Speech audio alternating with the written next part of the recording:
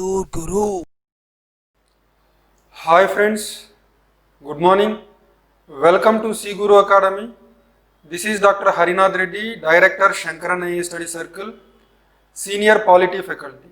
మనం ఇదివరకు వీడియోలో భారత సమాఖ్య వ్యవస్థ కేంద్ర రాష్ట్ర సంబంధాలు, భారత సమాఖ్య వ్యవస్థకు సంబంధించి భారత సమాఖ్య వ్యవస్థ లక్షణాలు అనే అంశం గురించి చర్చించాము. ఈరోజు మనం మరొక టాపిక్ గురించి చర్చిద్దాం. ప్రాథమిక హక్కుల సవరణ, రాజ్యాంగ మౌలిక స్వరూపం అనే అంశం గురించి లోతుగా చర్చిద్దాం. అయితే ఈ అంశానికి సంబంధించి ఎగ్జామ్లో ప్రశ్నలు వచ్చే అవకాశం చాలా ఎక్కువగా ఉంటుంది. ఎందుకంటే మనం ఈ చర్చలో భాగంగా సుప్రీంకోర్టు తీర్పు వెలువరించిన ఎన్నో వ్యాజ్యాల గురించి చాలా లోతుగా అధ్యయనం చేయబోతున్నాము.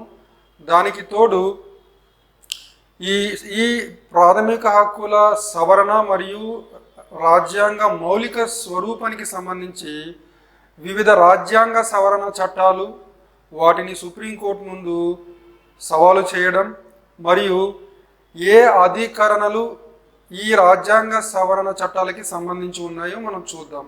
ఉదాహరణకి ప్రాథమిక హక్కుల సవరణ అంటున్నాం. అంటే ప్రాథమిక హక్కుల సవరణ మాత్రమే కాకుండా భారత రాజ్యాంగాన్ని సవరించాలంటే భారత పార్లమెంటు 368వ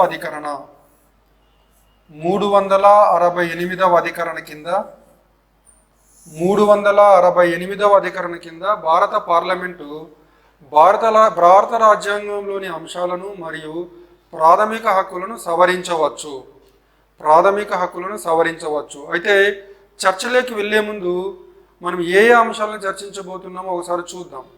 సో ఈ ప్రాథమిక హక్కుల సవరణకి సంబంధించి సుప్రీంకోర్టు కేసెస్ ఏమేమి ఉన్నాయి, తర్వాత రాజ్యాంగ సవరణ చట్టాలు ఏంటి, తర్వాత ప్రాథమిక హక్కులను సవరించే విషయంలో పార్లమెంటుకు ఉన్న అధికారాలు పరిమితమైన అధికారాలా, అపరిమితమైన అధికారాలా అనేది ఒక అంశం. ఇదొక కోణం. సో ప్రాథమిక హక్కులను సవరించే క్రమంలో పార్లమెంటుకు ఉన్న అధికారాలు పరిమితమైనవా, అపరిమితమైనవా? సో ఇందులో భాగంగా మౌలిక రాజ్యాంగ స్వరూపం అనే భావన అంటే ఏంటి, అది ఏ కేసులో వచ్చింది, దానివల్ల నష్టాలేంటి, లాభాలేంటి అనే అంశాన్ని కూడా మనం చూద్దాం. సో మొదటిగా 368వ అధికరణ, దీని గురించి మనం చర్చించాలి. అలానే రాజ్యాంగంలో అధికరణ 13(2), అధికరణ 13 క్లాస్ 3 సబ్ క్లాస్ ఏ, అలానే అధికరణ 13 క్లాస్ 4, అధికరణ 13 క్లాస్ 4. అయితే ప్రాథమిక హక్కుల సవరణ అనే అంశం మొదటిసారిగా న్యాయస్థానాల ముందు ఎందుకు వచ్చింది? భారతదేశానికి స్వతంత్రం వచ్చిన తర్వాత భూ సంస్కరణలు అనేవి రాష్ట్ర జాబితాలోని అంశం. సో భూ సంస్కరణలు అమలు చేయడానికి రాష్ట్ర ప్రభుత్వాలు భూ సంస్కరణల చట్టాలను చేయడం జరిగింది. అయితే ఈ భూ సంస్కరణల చట్టాలు రైట్ టు ప్రాపర్టీ, ఆస్తి హక్కు, right to property, fundamental right to property అంటే భారత రాజ్యాంగంలోని 3వ భాగంలో ఉన్న ప్రాథమిక హక్కుల్లో ఒక ప్రాథమిక హక్కు ఆస్తి హక్కు. సో భూ సంస్కరణలో భాగంగా భూ సంస్కరణల చట్టాలు రాష్ట్రాలు భూ సంస్కరణల చట్టాలు చేసి వాటిని అమలు చేసే క్రమంలో వ్యక్తి యొక్క ఎస్పెషల్లీ అంటే జమీందారులు, భూస్వాముల యొక్క మిగులు భూమిని స్వాధీనం చేసుకొని భూమి లేని పేదలకు పంచే క్రమంలో వారికి చెల్లించే నష్టపరిహారం ఎంత ఇవ్వాలి అనే విషయంలో న్యాయస్థానాలు మార్కెట్ విలువ ఆధారంగా వారికి నష్టపరిహారం చెల్లించాలి. ఎందుకంటే భూ సంస్కరణల చట్టాలు భూ సంస్కరణల చట్టాలు అమలు చేసే క్రమంలో భూస్వాముల యొక్క భూములు మిగులు భూములను స్వాధీనం చేసుకొని మార్కెట్ విలువ ఆధారంగా వారికి నష్టపరిహారం చెల్లించినట్లయితే అది ప్రాథమిక ఆస్తి హక్కు అనేది హరించబడుతుంది. సో అనే ఉద్దేశంతో రాష్ట్ర ప్రభుత్వాలు చేసిన భూ సంస్కరణల చట్టాలను కొట్టివేయడం ప్రారంభించాయి. సో ఈ క్రమంలో నెహ్రూ ప్రభుత్వం భూ సంస్కరణల చట్టాలను అమలు చేయడానికి, వాటిని అమలు చేసే క్రమంలో ఉన్న అవరోధాలను తొలగించడానికి భారత రాజ్యాంగానికి మొట్టమొదటి సవరణ చేశారు. సో ఒకటవ రాజ్యాంగ సవరణ.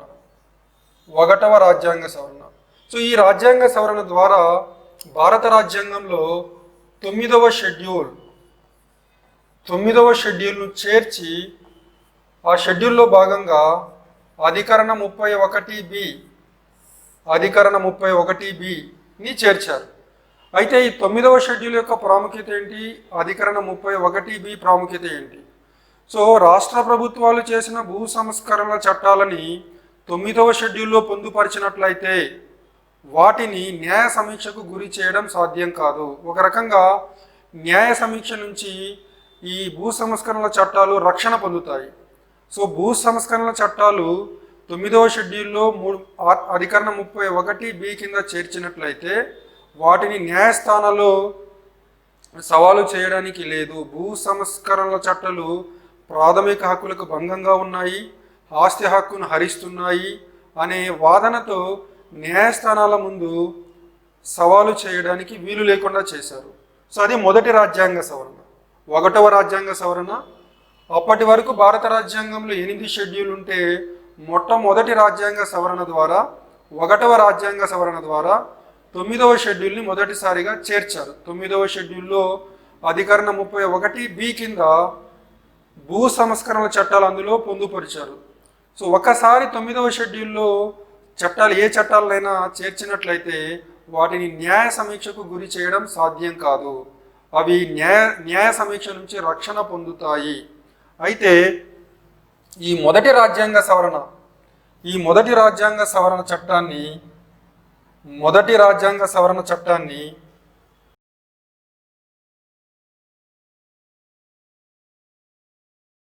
సుప్రీంకోర్టులో సవాలు చేయడం జరిగింది.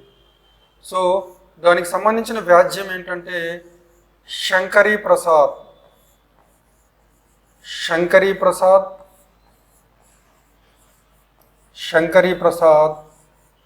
Versus union of India.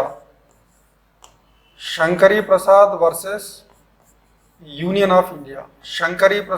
Union of India 1951.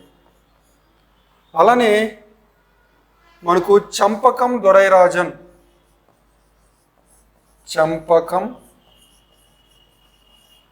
Dorairajan అనేది ఇంకొక ముఖ్యమైన కేసు అండి.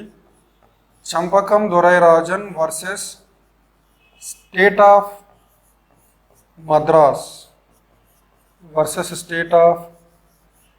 మద్రాస్. ఇది కూడా 1951లో ఈ వ్యాజ్యం సుప్రీంకోర్టు ముందుకు వెళ్ళింది. అయితే శంకరీ ప్రసాద్ కేసులో భూ సంస్కరణల చట్టాలకు సంబంధించిన 9వ షెడ్యూలు, తర్వాత 31బి అధికరణకు సంబంధించిన మొదటి రాజ్యాంగ సవరణ చట్టాన్ని సవాలు చేశారు. దానికి తోడుగా మద్రాస్ ప్రభుత్వం ఎస్సీలకి ఎస్టీలకి రిజర్వేషన్లు కల్పించడం చేసింది. అయితే ఈ రిజర్వేషన్లు ప్రాథమిక హక్కులకి విరుద్ధంగా ఉన్నాయి కాబట్టి ఈ రిజర్వేషన్ పద్ధతిని కొట్టివేయాలి అని సుప్రీంకోర్టు చెప్పడం జరిగింది. Champakam Dorairajan versus state of Madras 1951. So Madras ప్రభుత్వం ఎస్సీలకి ఎస్టీలకి రిజర్వేషన్లు కల్పించే ప్రయత్నం చేసినప్పుడు ఈ రిజర్వేషన్లు రాజ్యాంగంలోని 3వ భాగంలో ఉన్న ప్రాథమిక హక్కులకు విరుద్ధంగా ఉన్నాయి కాబట్టి ఈ రిజర్వేషన్ పాలసీ చెల్లదు అని సుప్రీంకోర్టు చెప్పడం జరిగింది. సో ఈ రిజర్వేషన్స్ కూడా భారత రాజ్యాంగాన్ని సవరించి భారత రాజ్యాంగంలో ఆర్టికల్ 15 క్లాస్ 4 సో ఈ అధికరణను చేర్చి మొదటి రాజ్యాంగ సవరణ చట్టం ద్వారా రిజర్వేషన్లకి రాజ్యాంగబద్ధత కల్పించడం, అలానే భూ సంస్కరణల చట్టాలని న్యాయ సమీక్షకు గురి కాకుండా చేయడం నెహ్రూ ప్రభుత్వం చేసింది. అయితే ఈ రెండు అంశాలని Shankari Prasad versus union of India అనే వ్యాజ్యంలో సుప్రీంకోర్టులో సవాల్ చేయడం జరిగింది. అయితే ఈ Shankari Prasad versus union of India అనే కేసులో సుప్రీంకోర్టు ముందు జరిగిన వాదనలు ఒకసారి చూద్దాం. వాదనలు ఏంటంటే,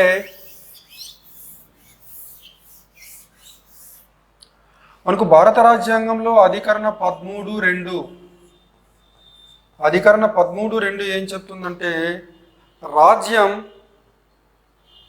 ప్రాథమిక హక్కులకు భంగం కలిగించే ఎటువంటి చట్టంని చేయరాదు. అధికరణ 13 క్లాస్ 2 ఏం చెప్తుందంటే, రాజ్యం అంటే అది పార్లమెంటు కావచ్చు, రాష్ట్ర శాసనసభ కావచ్చు, కేంద్ర ప్రభుత్వం కావచ్చు, రాష్ట్ర ప్రభుత్వం కావచ్చు, రాజ్యం ప్రాథమిక హక్కులకు భంగం కలిగించే ఏ చట్టాన్ని చేయడానికి వీలు లేదు అని అధికరణ 13(2) చెప్తుంది. అయితే మొదటి రాజ్యాంగ సవరణ 368వ అధికరణ కింద చేయబడింది. సో పార్లమెంటు 368వ అధికరణ కింద తనకున్న రాజ్యాంగ సవరణ అధికారాలను ఉపయోగించి రాజ్యాంగాన్ని సవరించడం జరిగింది. అయితే Shankari Prasad versus union of India 1951 కేసులో సుప్రీంకోర్టు ఏం చెప్పిందంటే, రాజ్యాంగ సవరణ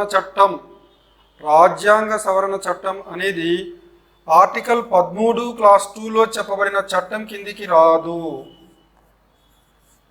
అంటే అధికరణ 13 క్లాస్ 2లో రాజ్యం ప్రాథమిక హక్కులకు భంగం కలిగించే ఎటువంటి చట్టం చేయరాదని చెబుతోంది. అయితే ఈ చట్టం అంటే దాని నిర్వచనం ఏంటి? సాధారణ చట్టమా, రాజ్యాంగ సవరణ చట్టమా? అంటే Shankari Prasad versus union of India 1951లో సుప్రీంకోర్టు ఏం చెప్పిందంటే, సాధారణ చట్టం ద్వారా ప్రాథమిక హక్కులను సవరించడానికి వీలు లేదు, కానీ 368వ అధికరణ కింద రాజ్యాంగ సవరణ చట్టం ద్వారా ప్రాథమిక హక్కులను సవరించవచ్చు. ప్రాథమిక హక్కులను సవరించవచ్చు అంటే ఒక కొత్త హక్కుని చేర్చవచ్చు, లేదా ఉన్న హక్కును తొలగించవచ్చు, లేదా ఉన్న హక్కులను మార్చవచ్చు. ఉదాహరణకి మనకు 2002లో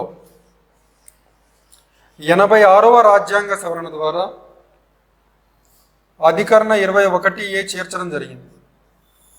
మనకు 2002 సంవత్సరంలో 86వ రాజ్యాంగ సవరణ ద్వారా ఆర్టికల్ 21A దీన్ని చేర్చడం జరిగింది. అంటే 6 నుంచి 14 వయసు మధ్య గల పిల్లలకి ఎలిమెంటరీ ఎడ్యుకేషన్ అనే దాన్ని ఒక ప్రాథమిక హక్కుగా ఇవ్వడం జరిగింది. అంటే ఇక్కడ ప్రాథమిక హక్కుని ఒకటిని కొత్తగా చేర్చాం. అలానే 1978లో ఆస్తి హక్కుగా ఉన్న ప్రాథమిక హక్కును తొలగించడం జరిగింది 44వ రాజ్యాంగ సవరణ ద్వారా ప్రాథమిక హక్కుగా ఉన్న ఆస్తి హక్కును తొలగించడం జరిగింది. అంటే ఇక్కడ సవరణ అంటే ఒక హక్కుని చేర్చవచ్చు, ఉన్న హక్కుని తొలగించవచ్చు, లేదా ఉన్న హక్కులో కొద్దిపాటి మార్పులు చేయవచ్చు. So Shankari Prasad versus union of India 1951 అనే వ్యాజ్యంలో సుప్రీంకోర్టు చెప్పింది ఏంటంటే, అధికరణ 13(2)లో చెప్పబడిన చట్టం అంటే అది సాధారణ చట్టము, అది రాజ్యాంగ సవరణ చట్టం కిందికి రాదు. అంటే సాధారణ చట్టం ద్వారా ప్రాథమిక హక్కులను భంగం కలిగించకూడదు, కానీ 368వ అధికరణ కింద రాజ్యాంగ సవరణ చట్టం చేసి ప్రాథమిక హక్కులను సవరించవచ్చు అని చెప్పి మొదటి రాజ్యాంగ సవరణ చట్టము రాజ్యాంగబద్ధము అని చెప్పబడింది. అలానే 1965లో మరొక వ్యాజ్యం Sajjan Singh versus state of Rajasthan. Sajjan Singh versus state of Rajasthan. Sajjan Singh versus state of Rajasthan. So ఈ వ్యాజ్యంలో కూడా భారత supreme court Sajjan Singh versus state of Rajasthan 1965. ఈ వ్యాజ్యంలో కూడా సుప్రీంకోర్టు శంకరీ ప్రసాద్ వ్యాజ్యంలో ఎటువంటి తీర్పునైతే ఇచ్చిందో అదే తీర్పుని పునరుద్ఘాటించింది. అంటే ఏంటి? భారత పార్లమెంటు 368వ అధికరణ కింద రాజ్యాంగ సవరణ ద్వారా ప్రాథమిక హక్కులను సవరించవచ్చు అని చెప్పడం జరిగింది. సో శంకరీ ప్రసాద్ కేసులో సుప్రీంకోర్టు ఇచ్చిన జడ్జిమెంట్ ప్రకారం 9వ షెడ్యూల్ రాజ్యాంగబద్ధమని, రిజర్వేషన్ పాలసీ రాజ్యాంగబద్ధమని శంకరీ ప్రసాద్ కేసులో సుప్రీంకోర్టు తీర్పు వెలువరించడం జరిగింది. తరువాత 1967లో గోలక్నాథ్ వర్సెస్ స్టేట్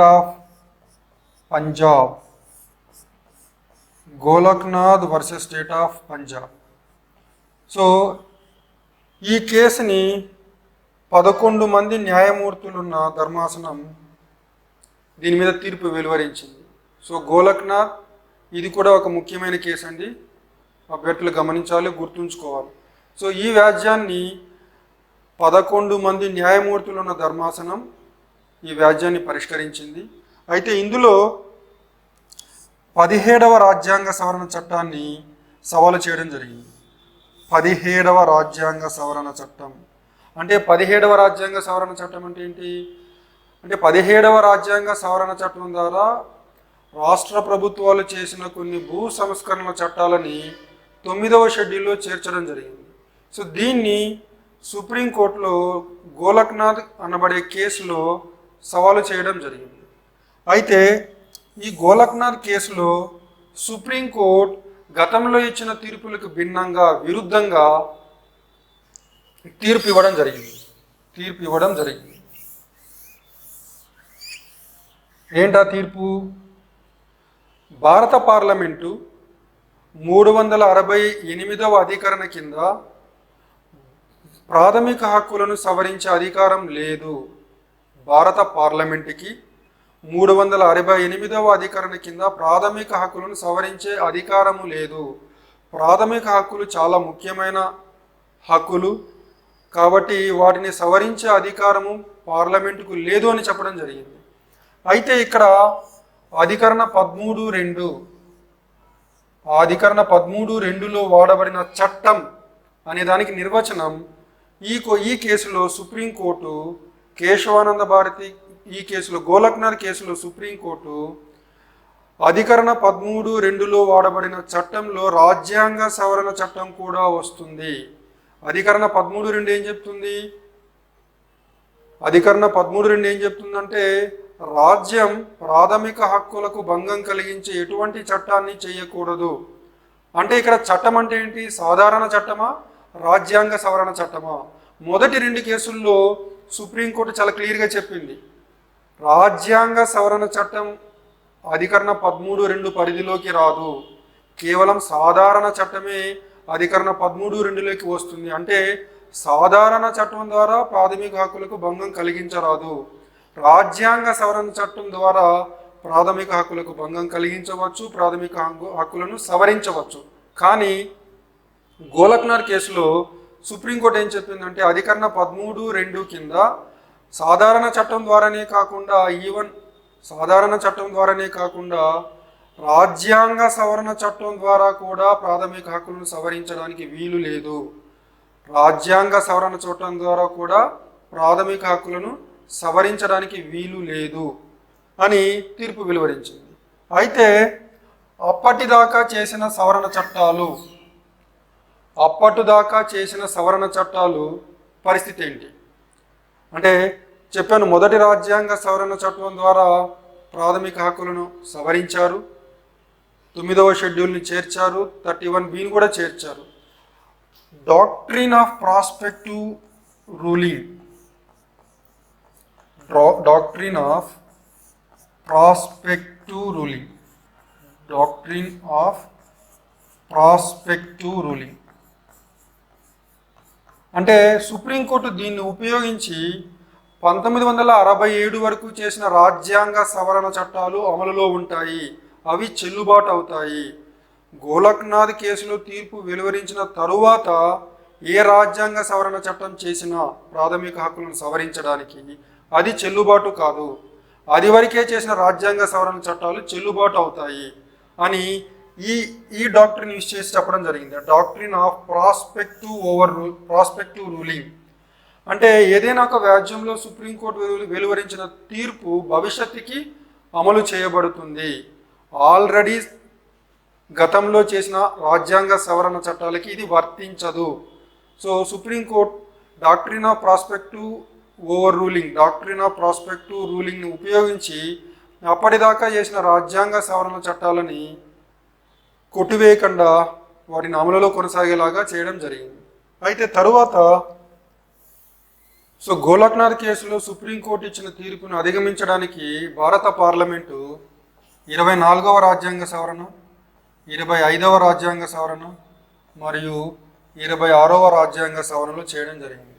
ఇందులో 24వ రాజ్యాంగ సవరణ ఏం చెప్తుందంటే, భారత పార్లమెంటు 368వ అధికరణ కింద ప్రాథమిక హక్కులను సవరించే అధికారం ఉంది అని రాజ్యాంగ సవరణ ద్వారా పునరుద్ఘాటించడం జరిగింది.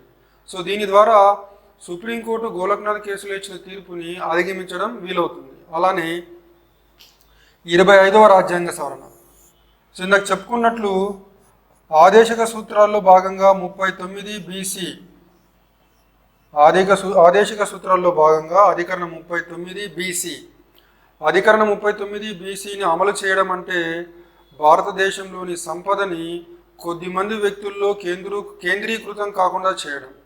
సో 39 BCని అమలు చేయడానికి భారత పార్లమెంట్ ఏదైనా చట్టం చేసినట్లయితే ఈ చట్టం అధికరణ 14, 19, 31 ప్రసాదించిన హక్కులకి విరుద్ధంగా ఉన్నప్పటికీ ఆ చట్టాలు చెల్లుబాటు అవుతాయి అని 25వ రాజ్యాంగ సవరణ చట్టం చెప్తుంది.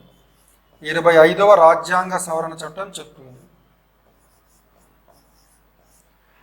అంటే భారతదేశ సంపద కొద్దిమంది వ్యక్తుల చేతుల్లో కేంద్రీకృతం కాకుండా చేయడానికి భారత పార్లమెంటు చేసిన చట్టాలు 39 BC కింద చేసిన చట్టాలు భారత రాజ్యాంగం ప్రసాదించిన ప్రాథమిక హక్కులు అంటే 14 కింద, 19 కింద, 30 కింద ప్రసాదించిన ప్రాథమిక హక్కులకి విరుద్ధంగా ఉన్నప్పటికీ, అంటే 39 BC కింద చేసిన చట్టాలు 14, 19, 31 ప్రసాదించే హక్కులకు విరుద్ధంగా ఉన్నప్పటికీ ఈ చట్టాలు చెల్లుబాటు అవుతాయి అని 25వ రాజ్యాంగ సవరణ చట్టం చెప్తుంది. తర్వాత 26వ రాజ్యాంగ సవరణ చట్టం. సో దీనికి నేపథ్యం ఏంటి? సో భారతదేశం స్వతంత్రం రాక మునుపు మనకు భారతదేశంలో దాదాపు 562 స్వదేశీ సంస్థానాలు ఉన్నాయి. సో ఈ స్వదేశీ సంస్థానాలని భారతదేశంలో ఐక్యం చేయడానికి అప్పటి స్వదేశీ సంస్థానాల అధిపతులకు కొన్ని ప్రత్యేక హక్కులు ఇవ్వడం జరిగింది. సో వాటిని మనం రాజభరణాలు అంటాం, అంటే ఒక రకమైన పెన్షన్. ఈ రాజభరణాలు అధికరణ 14 ప్రసాదించిన సమానత్వపు హక్కు వ్యతిరేకంగా ఉంది అన్న వాదనతో ఈ రాజభరణాలని 26వ రాజ్యాంగ సవరణ ద్వారా రద్దు చేయడం జరిగింది. 26వ రాజ్యాంగ సవరణ ద్వారా రద్దు చేయడం జరిగింది. అయితే ఈ రాజ్యాంగ సవరణ చట్టాలన్నీ కూడా మరొక ముఖ్యమైన కేసులో సవాలు చేయబడ్డాయి. అది కేశవానంద భారతి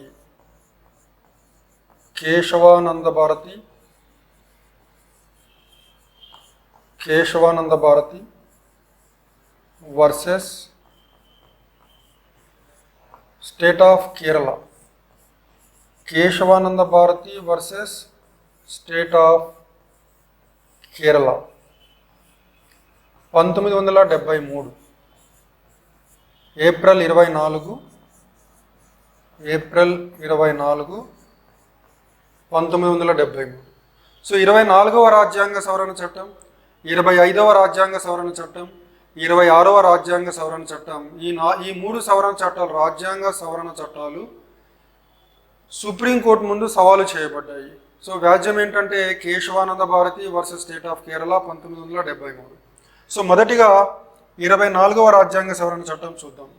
24వ రాజ్యాంగ సవరణ చట్టం.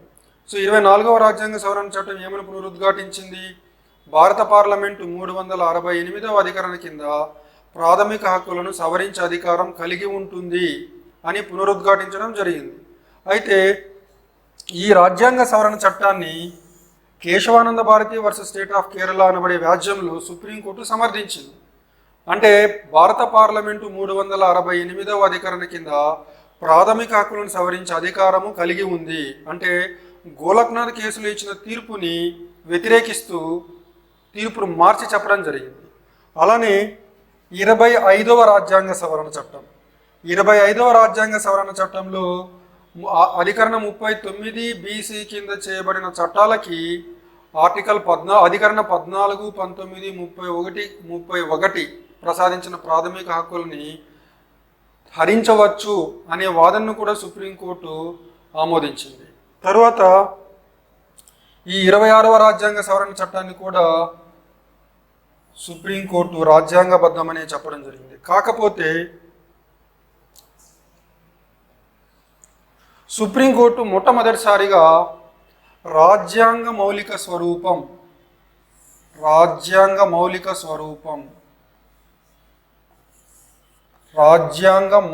స్వరూపం అనే భావనని తెర మీదకి తీసుకొచ్చింది. రాజ్యాంగ మౌలిక స్వరూపం. దీన్ని మనం ఇంగ్లీష్లో డాక్ట్రిన్ ఆఫ్ బేసిక్ స్ట్రక్చర్ అంటాం. అంటే భారత రాజ్యాంగంలో కొన్ని అంశాలు చాలా మౌలికమైనవి, వాటిని సవరించే హక్కు భారత పార్లమెంటుకి లేదు. అంటే యాక్చువల్గా రాజ్యాంగ మౌలిక స్వరూపం అనే పదాన్ని మొట్టమొదటిసారిగా ఒక జర్మన్ ప్రొఫెసర్ డీట్రిచ్ కొండ్రాడ్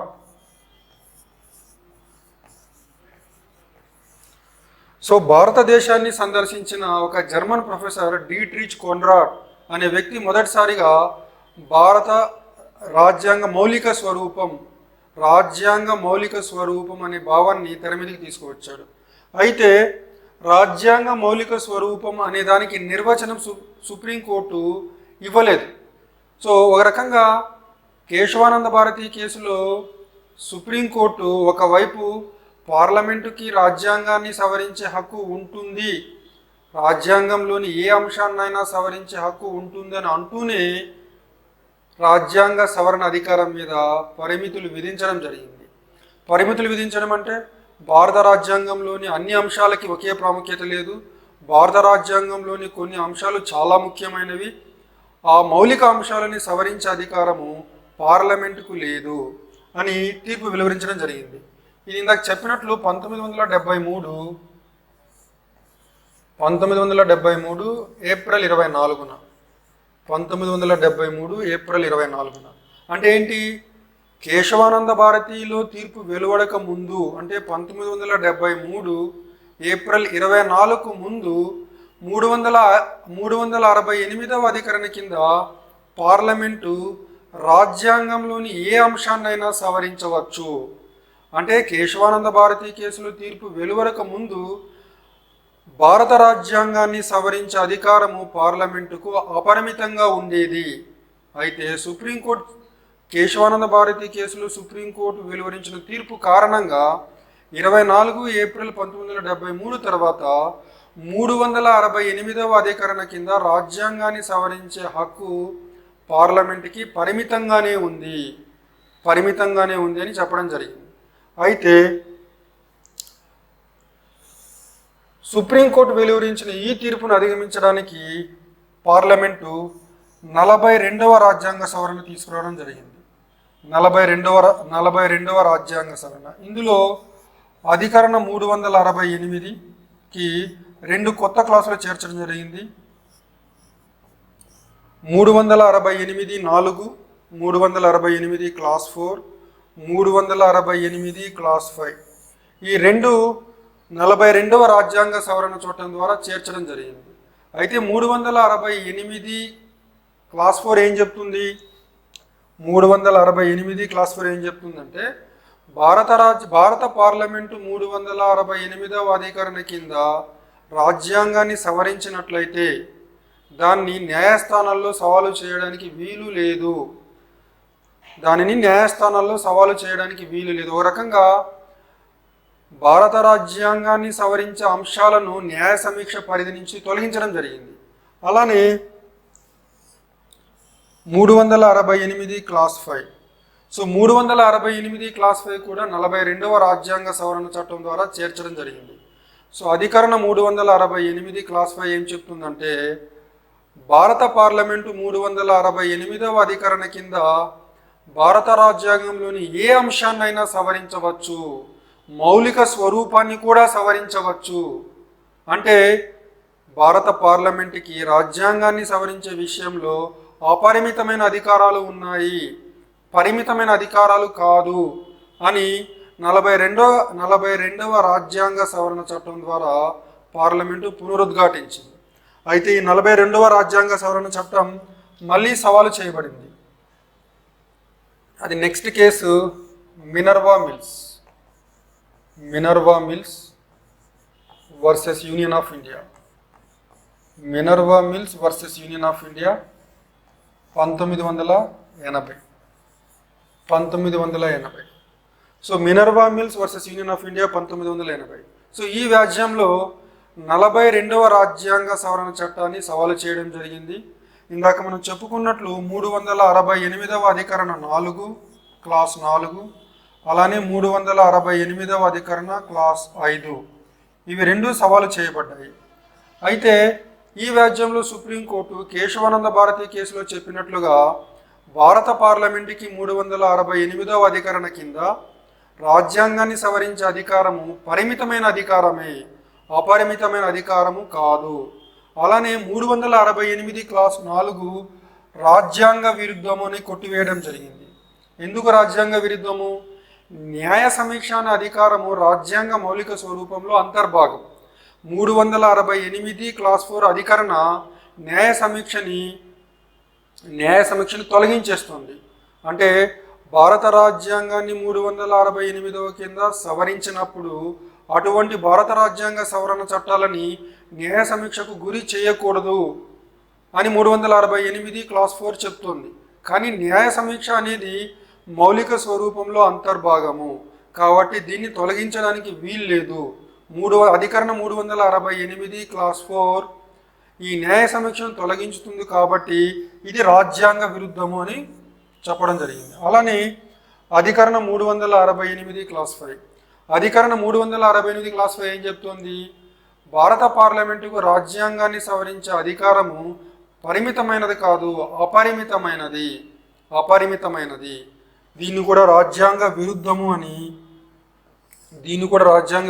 సుప్రీంకోర్టు చెప్పడం జరిగింది Minerva Mills versus union of India కేసులో. ఎందుకని అంటే 368వ అధికరణ కింద పార్లమెంటు రాజ్యాంగాన్ని సవరించే అధికారము అపరిమితంగా కలిగి ఉన్నట్లయితే రాజ్యాంగ మౌలిక స్వరూపాన్ని నాశనం చేసే అవకాశం ఉంది.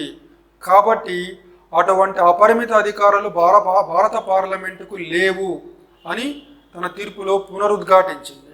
అంటే ప్రస్తుత స్థితి ఏంటంటే భారత పార్లమెంటుకి ఉన్న అధికారాలు, సవరణ అధికారాలు పరిమితమైనవి, అపరిమితమైనవి కాదు. అంటే ఒక రకంగా భారత పార్లమెంట్ యొక్క అధికారాలు కుదించబడ్డాయి. ఎలా కుదించబడ్డాయి? రాజ్యాంగ మౌలిక స్వరూపం అనే భావనను తీసుకొచ్చి సుప్రీంకోర్టు పార్లమెంటు చేసిన రాజ్యాంగ సవరణ చట్టాలని కొట్టివేయవచ్చు. ఉదాహరణకి 99వ రాజ్యాంగ సవరణ చట్టం NJAC national judicial appointments commission అంటే సుప్రీంకోర్టు, హైకోర్టు న్యాయమూర్తుల నియామక ప్రక్రియకు సంబంధించి 99వ రాజ్యాంగ సవరణ ఒక రాజ్యాంగబద్ధ సంస్థని ఏర్పాటు చేయడం జరిగింది. దాన్ని ఎన్జేఏసి అంటారు, నేషనల్ జ్యుడిషియల్ అపాయింట్మెంట్స్ కమిషన్. అయితే ఇందులో న్యాయమూర్తులకు ఆధిక్యత లేనందున ఇది రాజ్యాంగ విరుద్ధము. ఎందుకంటే న్యాయమూర్తుల నియామక ప్రక్రియలో న్యాయమూర్తులకు ఆధిక్యత ఉండాలి. అలా ఉన్న న్యాయమూర్తుల యొక్క ఆధిక్యత రాజ్యాంగ మౌలిక స్వరూపంలో అంతర్భాగం. సో సుప్రీంకోర్టు, హైకోర్టు న్యాయమూర్తుల నియామక ప్రక్రియలో ఎన్జేఏసీ అనే రాజ్యాంగ సంస్థలో న్యాయమూర్తులకి ఆధిక్యత లేదు, న్యాయమూర్తులకి యొక్క ఆధిక్యత లేదు.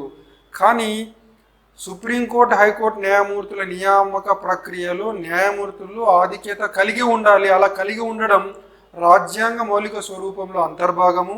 కాబట్టి ఎన్జేఏసీలో న్యాయమూర్తులకు ఆధిక్యత లేదు కాబట్టి ఇది రాజ్యాంగ విరుద్ధమని కొట్టివేయడం జరిగింది. అంటే సుప్రీంకోర్టు మౌలిక స్వరూపం, రాజ్యాంగ మౌలిక స్వరూపం అనే భావనను ఉపయోగించి పార్లమెంటు యొక్క అధికారాలను కుదించి తన అధికారాలను పెంచుకోవడం జరిగింది. సో అలానే వీటికి సంబంధించిన మిగతా కేసెస్ కూడా చూద్దాం. Waman Rao versus union of India 1981. So నేను చెప్పాను కేశవానంద భారతి కేసులో, Kesavananda Bharati versus state of Kerala అనే వ్యాజ్యంలో మొదటిసారిగా సుప్రీంకోర్టు భారత పార్లమెంటు రాజ్యాంగ మౌలిక స్వరూపాన్ని సవరించే అధికారము లేదు అని చెప్పడం జరిగింది. అయితే అప్పటి వరకు, అంతే 1973 వరకు, 1973 ఏప్రిల్ 24 వరకు చేపట్టిన రాజ్యాంగ సవరణ చట్టాలు రాజ్యాంగ మౌలిక స్వరూపానికి విరుద్ధంగా ఉన్నట్లయితే ఆ రాజ్యాంగ సవరణ చట్టాలు చెల్లుబాటు అవుతాయా అవవా అనే అంశాన్ని సుప్రీంకోర్టు ఈ కేసులో చెప్పడం జరిగింది. సో రాజ్యాంగ మౌలిక స్వరూపం అనే భావన సుప్రీంకోర్టు 1973 ఏప్రిల్ 24న తీసుకొచ్చింది. కాబట్టి 1973 ఏప్రిల్ 24కు ముందు చేసిన అన్ని రాజ్యాంగ సవరణ చట్టాలు చెల్లుబాటు అవుతాయి. ఎందుకంటే 73కు ముందు రాజ్యాంగ మౌలిక స్వరూపం అనే భావన లేదు కాబట్టి అప్పటిదాకా చేసిన రాజ్యాంగ సవరణ చట్టాలకి రక్షణ కల్పించబడుతుంది. కాకపోతే 1973 ఏప్రిల్ 24 తర్వాత చేసిన రాజ్యాంగ సవరణ చట్టాలు భారత రాజ్యాంగ మౌలిక స్వరూపానికి విరుద్ధంగా ఉన్నట్లయితే వాటిని న్యాయ సమీక్షకు గురి చేయవచ్చు అని సుప్రీంకోర్టు చెప్పడం జరిగింది. అది వామన్ రావ్ కేసులో, Waman Rao versus union of India 1981. అలానే మరో ముఖ్యమైన case IR Coelho versus state of Tamil Nadu.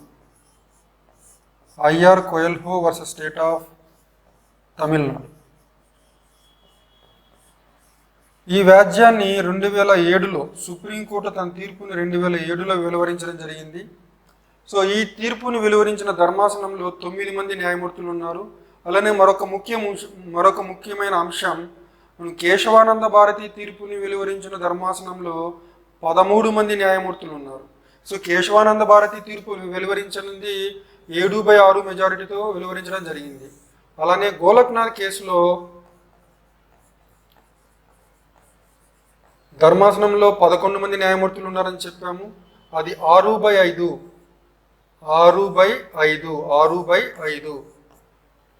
అంటే చాలా థిన్ మెజారిటీ, అతి తక్కువ మెజారిటీతో ఈ తీర్పులు వెలువరించడం జరిగింది. సో 7, 6 ఒకవైపు, 5 ఒకవైపు, ఇక్కడ 7 ఒకవైపు, 6 ఒకవైపు.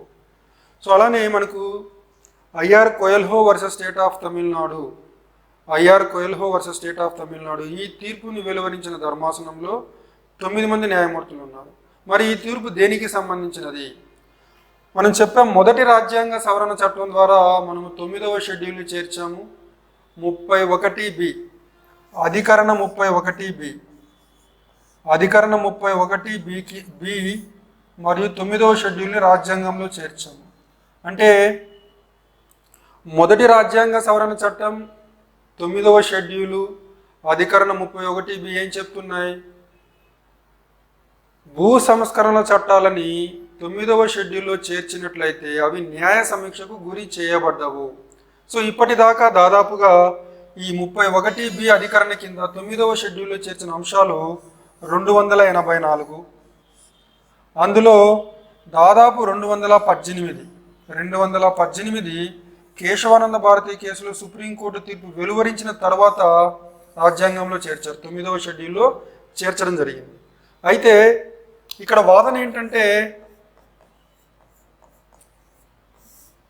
368 అధికరణ మరియు 31B అధికరణ, అంటే భారత పార్లమెంటు రాజ్యాంగాన్ని సవరించే అధికారాన్ని 368వ అధికరణ కింద ఉపయోగించి భారత పార్లమెంటు చేసిన చట్టాలని 9వ షెడ్యూల్లో పొందుపరిచినట్లయితే ఈ చట్టాలు ప్రాథమిక హక్కులకు విరుద్ధంగా ఉన్న న్యాయ సమీక్షకు గురి చేయబడవు. సో ఇక్కడ ఒక ప్రమాదం పొంచి ఉంది. ఏంటా ప్రమాదము? భారత పార్లమెంటు 368వ అధికరణ కింద తనకు ఉన్న సవరణ అధికారాలను ఉపయోగించి కావాల్సినన్ని చట్టాలను 9వ షెడ్యూల్లో పొందుపరిచి ఈ చట్టాలు ప్రాథమిక హక్కులకు భంగం కలిగించినా వాటిని న్యాయ సమీక్ష గురి కాకుండా చేయవచ్చు. సో అందువల్ల ఈ IR Coelho versus state of Tamil Nadu 2007 వ్యాజ్యంలో సుప్రీంకోర్టు వామన్ రావు కేసులో చెప్పినట్లే 9వ షెడ్యూల్లో చేర్చిన చట్టాలు అవి భూ సంస్కరణల చట్టాలు కావచ్చు, వేరేవి కూడా కావచ్చు. ఉదాహరణకి మొదటి 2-3 దశాబ్దాల్లో 9వ షెడ్యూల్లో చేర్చిన చట్టాలు చాలా వరకు భూ సంస్కరణల చట్టాలు, తర్వాత భూ సంస్కరణలకు సంబంధం లేని చట్టాలను కూడా అందులో చేర్చడం జరిగింది. అయితే భారత పార్లమెంటు ఈ 31B అధికరణ ఉపయోగించి 368వ అధికరణ కింద రాజ్యాంగాన్ని సవరించి ఈ ఎక్కువ చట్టాలని 9వ షెడ్యూల్లో చేర్చడం వల్ల ప్రాథమిక హక్కులు హరించబడతాయి. కాబట్టి ఈ ప్రమాదాన్ని అరికట్టడానికి వామన్ రావు కేసులో చెప్పినట్టు సుప్రీంకోర్టు చాలా క్లియర్గా స్పష్టంగా ఏం చెప్పిందంటే కేశవానంద భారతి జడ్జిమెంట్కి ముందు, అంటే 1973 ఏప్రిల్ 24కు ముందు, ఏప్రిల్ 24, 1973కు ముందు 9వ షెడ్యూల్లో చేర్చిన చట్టాలను మేము న్యాయ సమీక్షకు గురి చేయము. కానీ 1973 ఏప్రిల్ 24 తర్వాత 9వ షెడ్యూల్లో చేర్చిన చట్టాలు రాజ్యాంగ మౌలిక స్వరూపానికి విరుద్ధంగా ఉన్నట్లయితే వాటిని న్యాయ సమీక్షకు గురి చేయడం జరుగుతుంది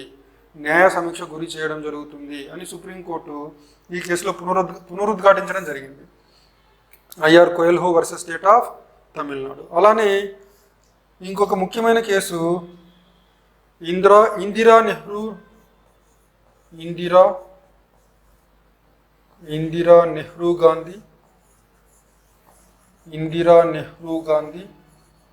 వర్సెస్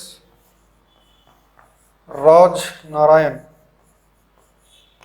1975. సో ఇది 39వ రాజ్యాంగ సవరణ చట్టానికి సంబంధించింది. ఇందులో అధికరణ 329A క్లాస్ 4, 329A క్లాస్ 4 అంటే ఇందిరా నెహ్రూ గాంధీ వర్సెస్ రాజ్ నారాయణ్ అనబడే ఈ వ్యాజ్యంలో 39వ రాజ్యాంగ సవరణ చట్టం సవాలు చేయబడింది. సో ఇందులో ఏముంది? సాధారణంగా ప్రధానమంత్రి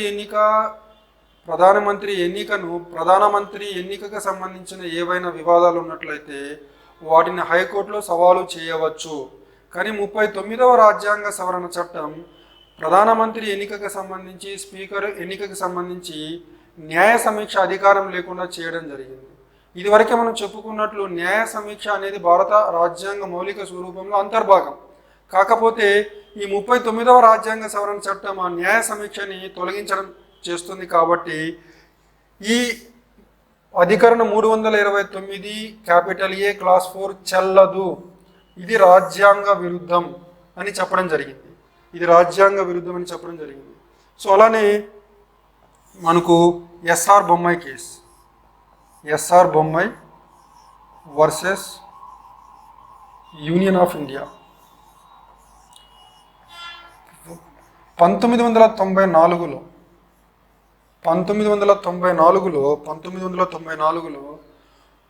356వ అధికరణ ఉపయోగించి కేంద్ర ప్రభుత్వము సరైన కారణాలు లేకుండా రాష్ట్ర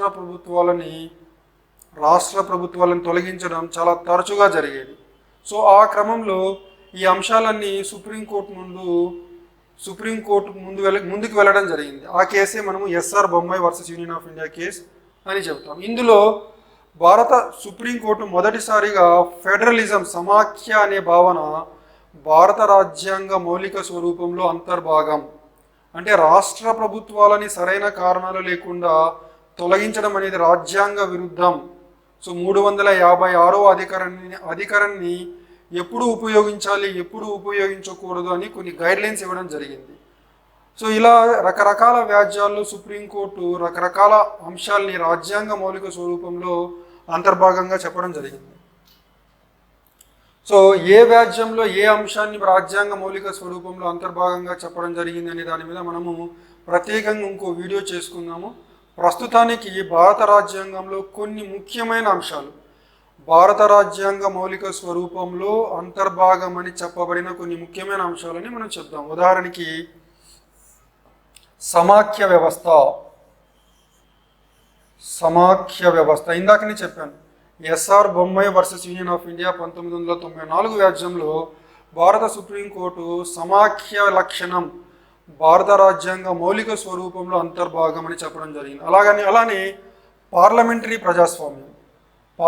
ప్రజాస్వామ్యం కూడా భారత రాజ్యాంగ మౌలిక స్వరూపంలో అంతర్భాగం.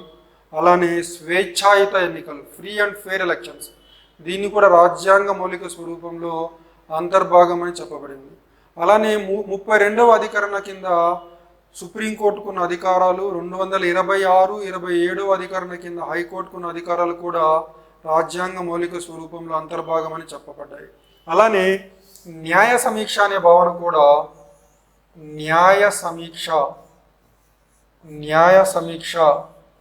అనే భావన కూడా రాజ్యాంగ మౌలిక స్వరూపంలో భాగంగా చెప్పడం జరిగింది. అలానే లౌకిక వ్యవస్థ, లౌకిక వ్యవస్థ కూడా భారత రాజ్యాంగ మౌలిక స్వరూపంలో అంతర్భాగం అని చెప్పడం జరిగింది. సో ఇలా చాలా అంశాలని భారత రాజ్యాంగ మౌలిక స్వరూపంలో అంతర్భాగమని సుప్రీంకోర్టు పలు వ్యాజ్యాల్లో చెప్పడం జరిగింది. అయితే చివరిగా భారత రాజ్యాంగ మౌలిక స్వరూపం అనే భావన అది చెడుకు దారి తీస్తుందా, మంచికి దారి తీస్తుందా అనే వాదన కూడా చేద్దాం. అంటే ఉదాహరణకి మన భారత రాజ్యాంగంలో 1973 ఏప్రిల్ 24 ముందు రాజ్యాంగంలో ఎక్కడా కూడా రాజ్యాంగ మౌలిక స్వరూపం అనే భావనని పేర్కొనలేదు. ఇది భారత సుప్రీంకోర్టు రాజ్యాంగ మౌలిక స్వరూపం అనే భావాన్ని తెర మీదకి తీసుకొచ్చింది. ఈ రాజ్యాంగంలో లేని అంశం. అయితే దీనివల్ల మంచి ఫలితాలు ఉంటాయి, చెడు ఫలితాలు ఉంటాయి. ఉదాహరణకి ఇందిరాగాంధీ 39వ రాజ్యాంగ సవరణ చట్టం ద్వారా తనను తాను కాపాడుకునే ప్రయత్నం చేసింది. ఆ క్రమంలో రాజ్యాంగాన్ని నీరుగార్చే ప్రయత్నం కూడా జరిగింది. అంటే భారత పార్లమెంటు ప్రజాహితం కొరకు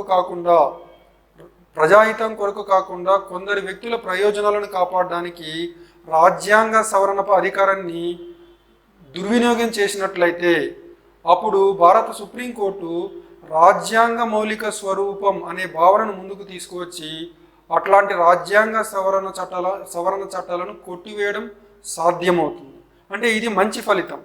అంటే భవిష్యత్తులో భారత పార్లమెంటు 368వ అధికరణ కింద తనకున్న అధికారాలను వినియోగించి రాజ్యాంగాన్ని సవరించి ప్రజాహితంకి బదులు కొందరు వ్యక్తుల ప్రయోజనాలను కాపాడే ప్రయత్నం చేసినట్లయితే సుప్రీంకోర్టు అటువంటి చర్యల్ని నిరోధించడానికి వీలవుతుంది. అలానే ఇప్పుడు మనకు ఒక వాదన నడుస్తుంది. భారతదేశంలో పార్లమెంటుకి శాసనసభలకు ఒకేసారి ఎన్నికలు నిర్వహించాలి. భారత ప్రజాస్వామ్యం పార్లమెంటరీ ప్రజాస్వామ్యంగా కొనసాగినంత వరకు ఏకకాలంలో ఎన్నికలు నిర్వహించడం అసాధ్యం. ఒకవేళ పార్లమెంటుకి రాష్ట్ర శాసనసభలకి ఏకకాలంలో ఎన్నికలు నిర్వహించాలి అంటే భారత ప్రజాస్వామ్యం అధ్యక్ష తరహా ప్రజాస్వామ్యంగా రూపాంతరం చెందాలి. కానీ ఆల్రెడీ కేశవానంద భారతి కేసులో జగన్మోహన్ రెడ్డి అనే ఒక న్యాయమూర్తి పార్లమెంటరీ ప్రజాస్వామ్యం రాజ్యాంగ మౌలిక స్వరూపంలో అంతర్భాగం అని చెప్పడం జరిగింది. అంటే ఏంటి, రేపు భవిష్యత్తులో అవసరాలను దృష్టిలో ఉంచుకొని పరిస్థితుల దృష్ట్యా భారత రాజ్యాంగం, భారత ప్రజాస్వామ్యం పార్లమెంటరీ ప్రజాస్వామ్యం నుంచి అధ్యక్ష తరహా ప్రజాస్వామ్యం వైపు ప్రయాణం చేయాలంటే ఇది సాధ్యం కాదు. అంటే ఒక రకంగా బంత్ అనేది కోర్టుల యొక్క చేతుల్లోకి వెళ్ళిపోయింది. అంటే భారత రాజ్యాంగంలోని ఎటువంటి అంశాలను సవరించవచ్చు, ఎటువంటి అంశాలను సవరించకూడదు అనే విషయంలో అంతిమ నిర్ణయం న్యాయస్థానాలు తమ చేతుల్లోకి తీసుకున్నాయి. కానీ ప్రజాస్వామ్యంలో ప్రజలకు ఏది మంచి ఏది చెడు అనే నిర్ణయాన్ని చట్టసభలకు వదిలివేయడమే రాజ్యాంగబద్ధంగా ఉంటుంది. సో 2014లో పార్లమెంటులో అన్ని పార్టీలు ఏకపక్షంగా ఒకే తాటి మీదకి వచ్చి న్యాయమూర్తుల నియామకంలో అవకతవకలు జరుగుతున్నాయి, సరైన న్యాయమూర్తులు ఎన్నిక కావడం లేదు, కాబట్టి ఈ ప్రక్రియను మార్చాలని చెప్పి పార్లమెంట్లో అన్ని పార్టీలు ఏకపక్షంగా ఒకే తాటి మీదకి వచ్చి 99వ రాజ్యాంగ సవరణ చట్టం తీసుకొస్తే న్యాయమూర్తులు, సుప్రీంకోర్టు న్యాయమూర్తులు వారి యొక్క ఆధిక్యత న్యాయమూర్తుల నియామకంలో కోల్పోతామన్న భావంతో ఈ రాజ్యాంగ మౌలిక స్వరూపం అనే భావాన్ని తెర మీదకి తీసుకొచ్చి 99వ రాజ్యాంగ సవరణ చట్టాన్ని కొట్టివేయడం జరిగింది. ఉదాహరణకు మీరు అమెరికన్ రాజ్యాంగం చూసినట్లయితే గత 200 సంవత్సరాల్లో కనీసం ఒక్క రాజ్యాంగ సవరణ చట్టాన్ని కూడా అమెరికన్ సుప్రీంకోర్టు కొట్టివేయడం జరగలేదు. అంటే అమెరికాలో అమెరికన్ ఫెడరల్ కోర్టు చాలా బాధ్యతాయుతంగా వ్యవహరిస్తోంది. కానీ ఇండియాలో ఇండియన్ సుప్రీంకోర్టు రాజ్యాంగానికి భాష్యం చెప్పే అధికారాలను ఉపయోగించుకొని తన అధికారాలను పెంచుకోవడం జరిగింది. అలానే కార్యనిర్వాహక శాఖ మరియు శాసనశాఖ అధికారాలను తగ్గించడం జరిగింది. ఇది ప్రజాస్వామ్యానికి ప్రమాదం. ఎందుకంటే న్యాయమూర్తులు ప్రజలకి ప్రత్యక్షంగా జవాబుదారీగా ఉండరు, వారిని తొలగించడం కూడా దాదాపు అసాధ్యం. ఇప్పటి వరకు భారతదేశంలో ఒక్క సుప్రీంకోర్టు న్యాయమూర్తి కానీ హైకోర్టు న్యాయమూర్తి కానీ తొలగించబడలేదు. అలా దానికి బదులుగా కార్యనిర్వాహక శాఖ లేదా శాసనశాఖ ఏవైనా తప్పులు చేసినట్లయితే ప్రతి 5 సంవత్సరాలకు లేదా ఇంకొంచెం ముందుగా వచ్చే ఎన్నికల్లో ప్రజలు ఆ ప్రభుత్వాన్ని తొలగించే అవకాశం ఉంటుంది. కాబట్టి కార్యనిర్వాహక శాఖ, శాసనశాఖ న్యాయశాఖతో పోల్చినట్లయితే ఎక్కువ జవాబుదారీగా ప్రజలకు ఉంటాయి. కాబట్టి అంతిమ నిర్ణయాన్ని ఒక అంశం మీద రాజ్యాంగాన్ని సవరించవలసిన అవసరం ఉందా లేదా అనే అంశాన్ని చట్టసభలకు వదిలేయడం రాజ్యాంగబద్ధం అని ఒక వాదన కూడా ఉంది.